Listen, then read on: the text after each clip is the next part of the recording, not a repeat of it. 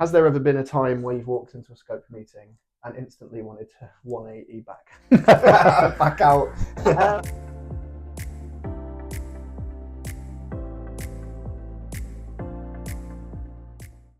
Has there ever been a time where you've walked into a scope meeting and instantly wanted to 180 back, back out?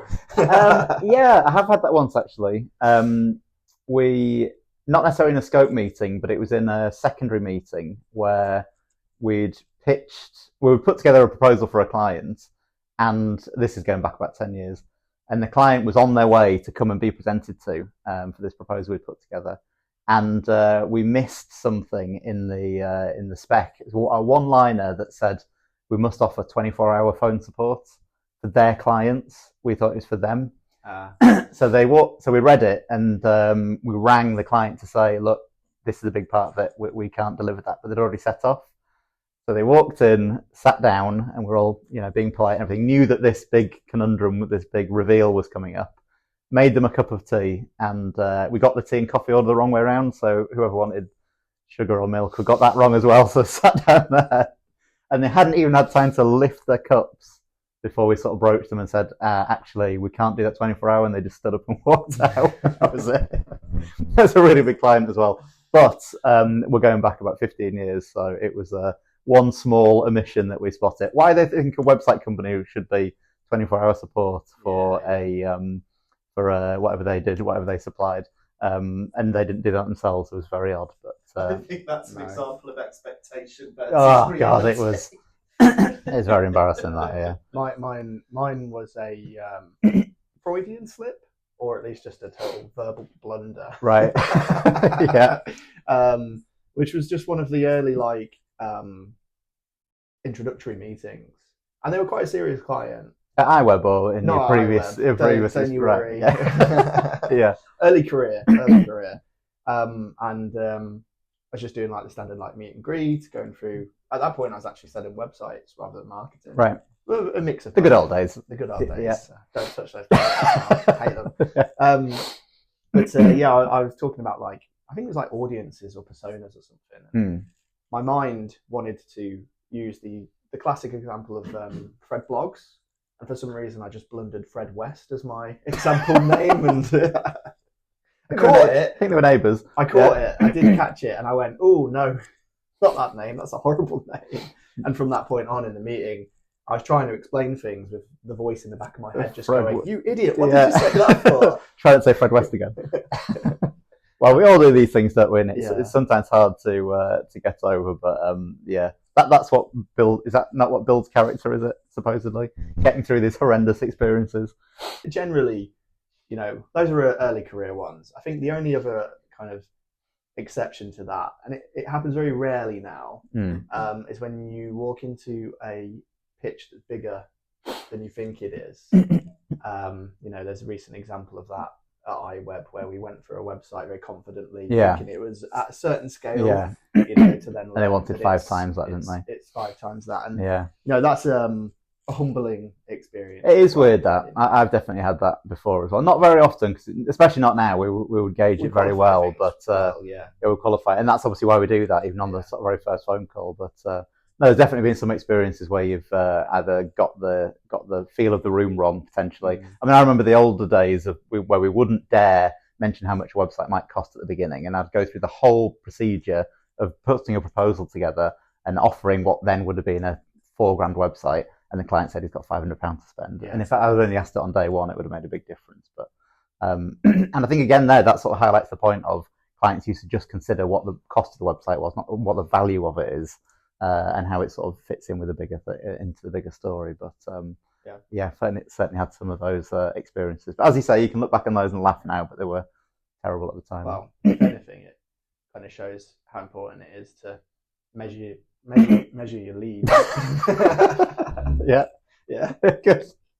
And actually understand on the quality of those leads. Sure, that's what makes a lot more sense. Well, we had one sort of not related, but we used to do school websites years ago. Eyeweb did many moons ago, and back then I hated client interactions or anything. Didn't really want to, just sit me in the background and build the websites, and that's where I'm more comfy. Yeah.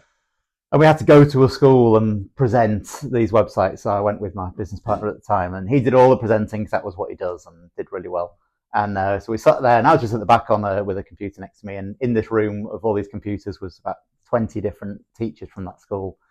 And then Shane said, and now here's Paul for a demo. And oh my God, I just wanted to die. Shrunk to about an inch tall. And of course, they couldn't see what I was doing. I had a small monitor, nobody could see. It was a dark room. Oh God, it was just as I say, those experiences build you up for the future, I suppose. And it's different now. I've had similar, because obviously I feel like we're quite similar in terms of our approach for relationship building. Yeah. It's like professional, but it's still friendly and exactly. Yeah. And it's all more about properly understanding somebody. So when I can do the formal pitches, it's fine, but it's really not my preference. And again, I've had similar experiences where you're invited to a proposal, tender, whatever it is you're doing, and you turn up thinking that you're going to be presenting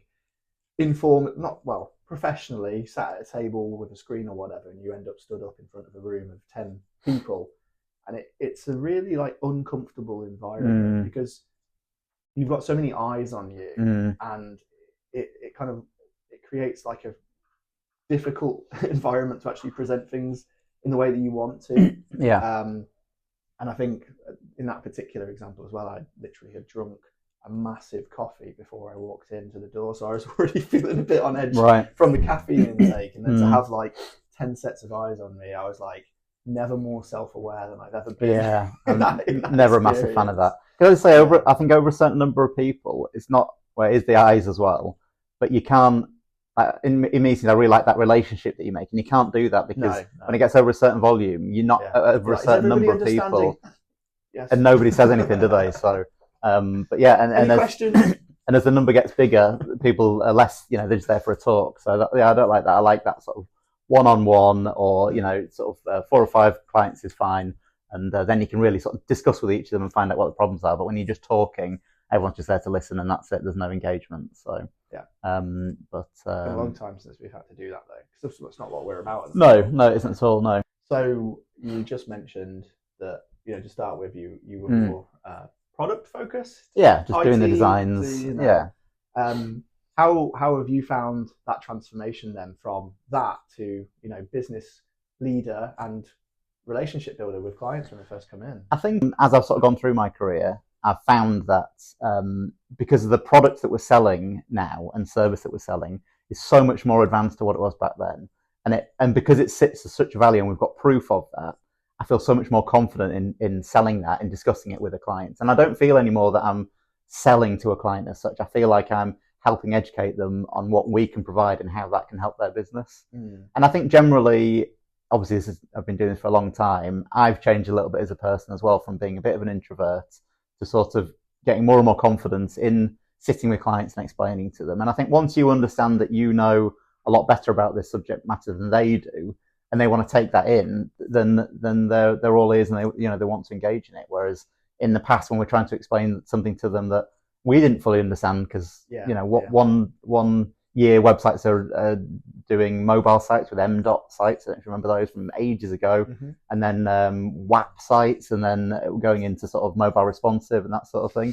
It's me looking at the camera when he says WAP. Then it was just changing so much. Whereas now we got onto a more sort of steady sort of platform of what works, and that just gives me more confidence to be able to say to a client, this is going to work for your business. We've got experience in doing this. And having those testimonials behind us and having such a great team behind me really makes me confident in sort of being able to chat to clients. So, and I think repetition is a good thing as well, doing so many of them. I'm still not confident of sitting in front, like we were talking before, of a room of even 20 people to give a speech. That's still not my bag. But maybe if I did some of those, you can do those. So everyone's, everyone's got their own thing that they're confident at. And maybe if I tried one of those, it'd be fine. But much like broccoli, I'll never find out. So I think it's a huge mindset shift. That I think people talk about imposter syndrome quite a lot, especially like early career. When you're trying to learn. Again, speaking personally, one of my first kind of like breakthroughs into marketing was technical SEO. So I was like right in at the deep end of trying to read HTML with no coding experience, learn about SEO algorithms, updates and stuff like that. So it was really like full on into the technical side Yeah. of marketing. And I was working with quite big brands at the time, having to go in and present technical SEO to higher up execs at like Homebase and Recommend Kaiser. Would they have any knowledge of what it was? They didn't, but Right. also you're dealing with a 23, 24-year-old who's got 6 to 12 months experience of that stuff as well, and having to go and present that, stumbling around with concepts and stuff like that with early career was a huge obstacle to overcome. But within a couple of years, 2-3 years, whatever, having a much better understanding of that, it gets so much easier as you progress through that kind of stuff. And I think I'm along my journey the same way you are. What I will know in 10 years, 20 years. How old are you? 30 years? Something like that. Yeah. I'm 30. I'm 30 years. Yeah. Yeah, you're correct. Yeah. It's Mark cries in the corner. I don't think it will ever go away. Imposter syndrome to a degree, but Yeah. it will the voice lessens. Yeah. I understand. Yeah. So.